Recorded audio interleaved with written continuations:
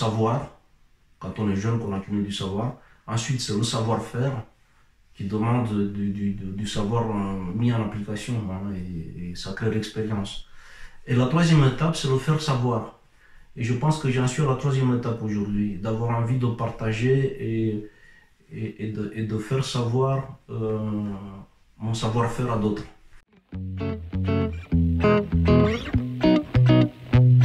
Parce que déjà, je suis vraiment passionné par le théâtre et je trouve que lorsqu'on regarde une pièce de théâtre, on est dans une sorte de vécu émotionnel partagé avec les protagonistes qui défilent devant nous. On est donc d'emblée dans un climat émotionnel partagé. Or, en psychothérapie, à un moment donné, il faut pouvoir impacter de façon émotionnelle nos patients. Parce que si on reste que dans des discours intellectuels, même de très belles phrases, il n'y a pas de changement à l'horizon. Hein. Mais on peut passer beaucoup de temps d'être content de nos belles paroles, de se gargariser avec. Mais pour moi, la thérapie, c'est le changement, provoquer du changement. Pour provoquer du changement, il faut arriver à entrer dans des couches émotionnelles, à impacter l'autre de façon émotionnelle, et je dirais même corporelle, sensorielle, hein, comme le montre toute la situation du livre. Et donc, je voulais en fait être impactant, voire percutant pour le lecteur, pour lui donner envie de lire ce livre, et de la même façon que je fais en psychothérapie. Je pense que ces personnages internes parlent à tout un chacun de nous. Il me semble que nous tous, on a des personnages internes à l'intérieur de nous. Par exemple, on a tous un juge, hein, qui nous permet en fait de juger les autres tout de suite, parfois, hein, ou de nous juger nous, parfois très sévèrement. D'ailleurs, Jung disait, réfléchir c'est difficile, c'est pour ça que la plupart des humains jugent. Donc il y a le juge. Il y a par exemple le policier aussi, parce que regardez, quand on est dans la rue, on voit quelqu'un qui grille au feu rouge, on est tout de suite énervé, on a envie de le secouer. Il y a le passionné, qui n'a connu la passion. Il y a parfois même le mélancolique, qui n'a connu de moments de détresse. Et curieusement, tous ces personnages en fait nous aident beaucoup dans la vie, hein, nous aident beaucoup. Et moi, ils m'aident en thérapie, parce que si je le juge à l'intérieur de moi, ça me permet d'être un petit peu plus empathique vis-à-vis de quelqu'un qui a le juge en lui de façon très fortement ancrée. Un juge qui le fait juger sévèrement les autres ou lui-même.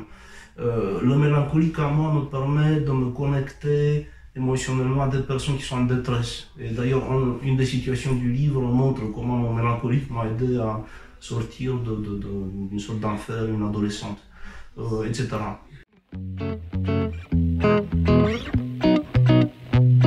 Tous les cas du livre ont été pour moi la source de savoir-faire nouveau, de défis nouveaux, et je dirais aussi source de beaucoup d'émerveillement.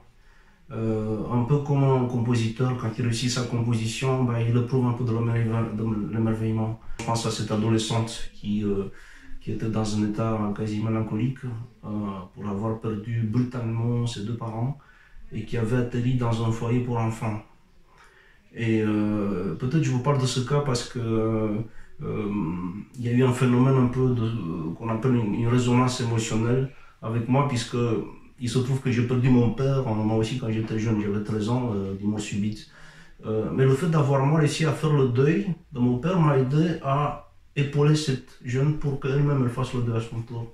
Alors dans cette séquence clinique, pour l'illustrer, il s'agit d'une méthode, mais je n'aime pas appeler ça méthode parce que ça va au-delà de la méthode, où en fait il s'agit que le thérapeute tout simplement propose à l'adolescente ou au patient, quel qu'il soit, de poser sa main sur la sienne. Alors ça, attention, ça c'est quelque chose que les psychanalystes ont toujours proscrit, hein, de toucher, mais comme vous allez voir, c'est quelque chose de très respectueux. C'est en fait une métaphore vivante du lien à l'autre, du fait qu'on lui donne la main. Et dans ce contact entre les deux mains, on va proposer à la personne en face de faire venir là, vous voyez, sur cette paume de la main que la patiente pose sur ma main, de faire venir une image de cette sensation de détresse. Et cette image qui va venir là, bah, du coup, ça devient quelque chose de partageable et de partagé. Et non plus une sensation de détresse qui est la propriété seule de la personne et qui l'impacte totalement. Donc la personne n'est plus seule avec cette détresse, elle devient une image partageable et une sensation partageable. Et à partir de ce partage, va s'installer quelque chose presque de magique qui m'a toujours émerveillé. C'est qu'il y a un processus de co-imagine-action. Attention, les trois mots sont intéressants. Co, on est deux. Imagine, c'est grâce à l'imaginaire qu'on va y arriver, pas grâce au mental. Et action, parce qu'on va aboutir à une action efficace. Alors, qu'est-ce qui se passe? C'est qu'à partir de l'image qui vient là, et là pour cette jeune femme, ça a été un caveau, une tombe. Devinez qu'est-ce qui va advenir à partir de ça, à travers ce processus intense de co-création. À la fin, c'est une image réparatrice qui va venir, une image bienfaisante. Et une image finalement qui va faire autant de bien à l'adolescente ou au patient qu'au thérapeute. C'est là où on parle en thérapie brève de phénomène de gagnant-gagnant, c'est-à-dire que tous les deux gagnent. La personne gagne et puis le thérapeute gagne lui aussi en expérience, en savoir-faire. On a un sentiment de bienfaisance partagée.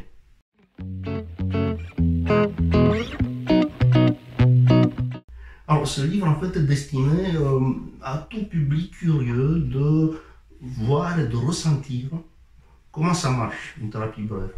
Alors vous voyez, c'est important, voir et ressentir, au-delà du mental, de l'intellectuel. Voir et ressentir comment se passe sur une scène, comme sur une scène, une thérapie brève. Et d'ailleurs, il faut quand même que je mette un bémol, c'est que le terme brève est un petit peu impropre, parce que ça laisse croire qu'on va guérir comme ça très vite les gens. Alors que la brièveté, elle n'est pas là. La brièveté est dans le fait que assez vite, par cette thérapie-là, on va mettre le patient sur une boucle vertueuse, à la place du cercle infernal dans lequel il était englouti. Et comme le patient se trouve assez vite mis sur cette boucle vertueuse, il va avoir envie de continuer à être sur cette boucle vertueuse. Et il va devenir lui-même un acteur de sa propre amélioration. Et là, la partie est gagnée, parce que quand le patient s'engage lui-même à devenir l'acteur du cheminement dans cette boucle vertueuse, le thérapeute à un moment donné peut se retirer parce que le patient a pris pouvoir sur sa vie.